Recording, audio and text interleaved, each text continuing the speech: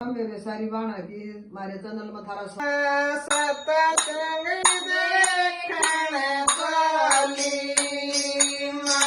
सतसंग देखण वाली मेरे राजा मेरे केवाड़ राम रंग बरसा मेरे राजा मेरे केवाड़ राम रंग बरसा मैं सतसंग सुन के आई मैं सतसंग सुन के आई तो रंग केवाड़ राम रंग बरसा खोलो रंग केवाड़ राम रंग बरसा रानी साकड़ नहीं फुलगी रानी साकड़ नहीं फुलगी जित आई उड़े चली जाए राम रंग बरसा जित आई उड़े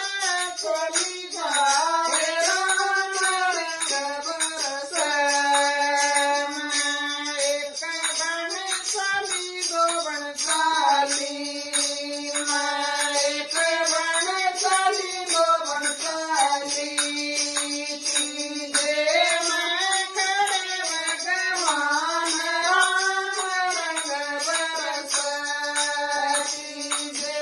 मैं खड़े भगवान राम रंग बरसा पूरी खाले बचलवा पूरी खाले दूधा के पियो गिलास राम रंग बरसा दूधा के पियो गिलास राम रंग बरसा बलवा पूरी खाली बलवा पूरी खाली दूधा के पियो गिलास राम रंग बरसा दूधा के पियो गिलास राम रंग बरसा मेरा बड़िया मंदिर बना दे मेरा बड़िया मंदिर बना दे मैं सत्संग कर दिन श्याम राम रंग बरसा मैं सत्संग कर संग श्याम राम